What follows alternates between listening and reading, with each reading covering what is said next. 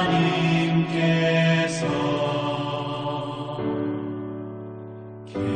계시도다.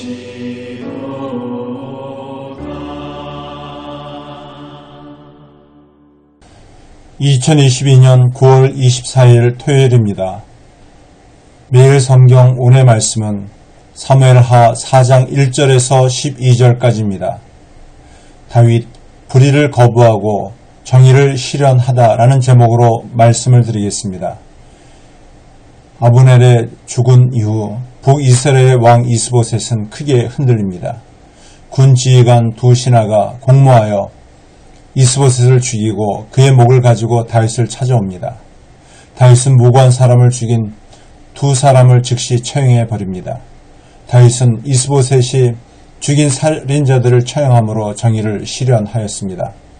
오늘 말씀을 통해 왜 다윗은 이스보셋을 암살한 자들을 처형했는가를 살펴보겠습니다.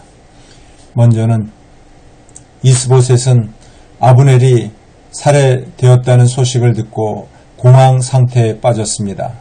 사울의 아들 이스보셋은 사실상 아브넬이 세운 허수아비 왕에 불과했습니다. 이스보셋은 다윗을 만나러 간 아브넬이 헤브론에서 죽임을 당했다는 소식을 듣고 큰 충격에 빠졌습니다. 온 이스라엘 역시 놀라움과 두려움에 사로잡혔습니다. 이제 사울의 왕국을 이어받을 사울의 집안에 남아있는 유일한 혈육은 무비보셋뿐이었습니다. 그는 요나단의 아들로서 어릴 적 사고로 다리를 저는 장애자였습니다.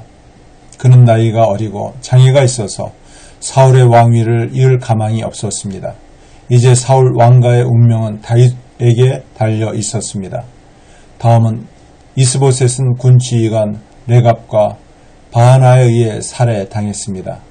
아브넬이 죽고 힘없는 이스보셋에게 희망이 없다는 상황을 알고 이스보셋의 두 군 지휘관 바하나와 레갑은 음모를 꾸밉니다. 그것은 이스보셋의 목을 다윗에게 가져가는 것이었습니다.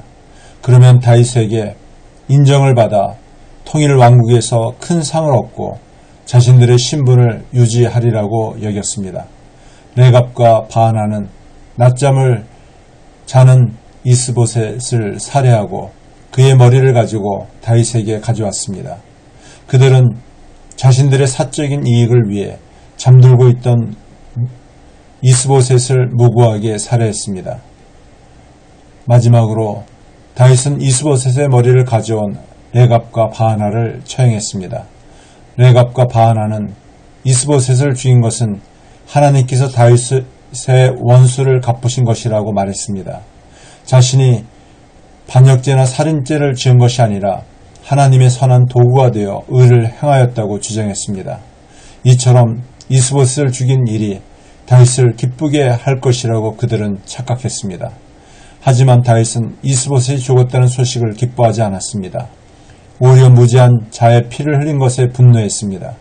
다윗은 불의한 이익과 무고한 죽음을 받아들일 수 없었습니다. 그래서 그는 레갑과 바하나에게 무고한 죽음에 대해 책임을 묻고 그들을 처형합니다. 그리고 억울하게 살해당한 이스보셋을 헤브론에 장사함으로 정의를 실현했습니다. 말씀을 맺습니다. 하나님은 결과보다 과정과 동기를 중요하게 보십니다. 다윗은 하나님의 주권과 섭리를 믿고 결과만큼이나 과정과 방법을 중요하게 여긴 사람이었습니다. 그는 불의를 받아들이지 않았습니다. 우리도 세상의 풍조에 따라 불의에 굴복하지 않고 공의와 정의를 위해 담대하게 살아가야 합니다. 기도드리겠습니다.